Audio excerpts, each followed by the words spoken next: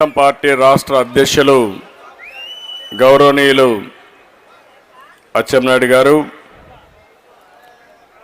వేదికపై ఉన్న Telugu Desam party senior నాయకులందరికీ ఈరోజు మళ్ళీ ఈ రాష్ట్రాన్ని కాపాడుకోవాలి,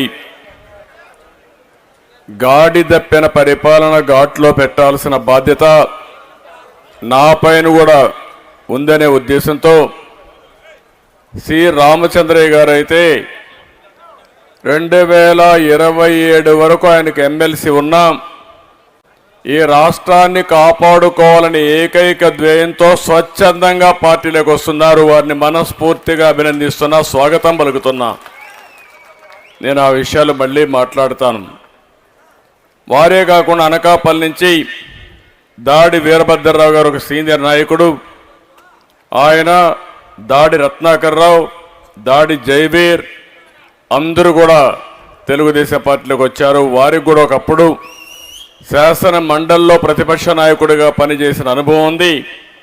అలాంటి నాయకుడిలో తెలుగుదేశం పార్టీకి రావడం మనస్ఫూర్తిగా వారికి స్వాగతం పలుకుతున్నాను.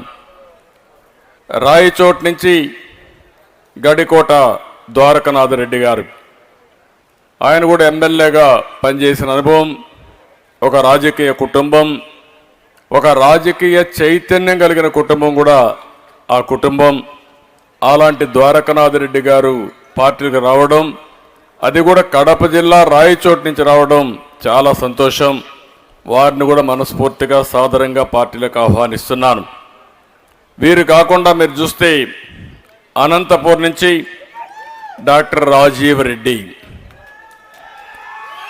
యువకుడు, ఉత్సాహవంతుడు, సామాజిక సేవ చేయాలంటే స్పృహ ఉండే వ్యక్తి. అలాంటి వ్యక్తి ఆయన కాకుండా కొన్ని వందల మంది మైనారిటీ సోదరి సోదరులందరూ వచ్చారు. అందరికి కూడా పేరు పేరున పార్టీలకు స్వాగతం పలుకుతున్నాం.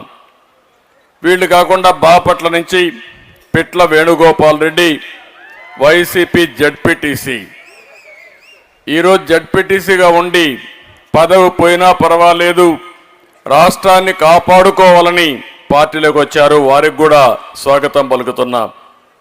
వీళ్ళు కాకుండా చీరాల నుంచి నక్కల అర్జునరావు రిటైర్డ్ స్పోర్ట్స్ అధికారి, సింగయ్య గౌడు హైకోర్టు న్యాయవాది, పార్వతీపురం నుంచి అనేక మంది సర్పంచులు, మాజీ సర్పంచులు, కౌన్సిలర్లు అందరూ పార్టీలోకి వచ్చారు. వారందరికీ మనస్ఫూర్తిగా మరొక్కసారి మీ అందరి తరపున స్వాగతం, సుస్వాగతం. ఈరోజు మనకు కరెక్ట్గా 100 రోజుల్లో అసెంబ్లీ ఎన్నికలు అయిపోతాయి. అసెంబ్లీ, పార్లమెంట్ 2 ఎన్నికలు అయిపోతాయి. కానీ ఈరోజు ఒక్క విషయం మనం గుర్తుపెట్టుకోవాల్సిన అవసరం ఉంది. రామచంద్రయ్య గారు ఒక 3-4 పాయింట్లు మాట్లాడారు.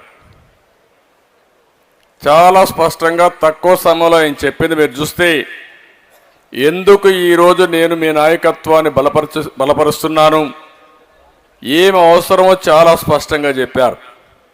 ఇంకొక విషయంలో కూడా ఆయన చెప్పింది మీరు చూస్తే, ఒకవేళ మీరొచ్చినా ఈ రాష్ట్రాన్ని తిరిగి మళ్ళీ ఘాట్లో పెట్టగలుగుతారా లేదా అని అనుమానం ఉన్నా, మీరు తప్ప ఎవరూ చేయలేరని నమ్మకం నాకుందని వారు చెప్పారు.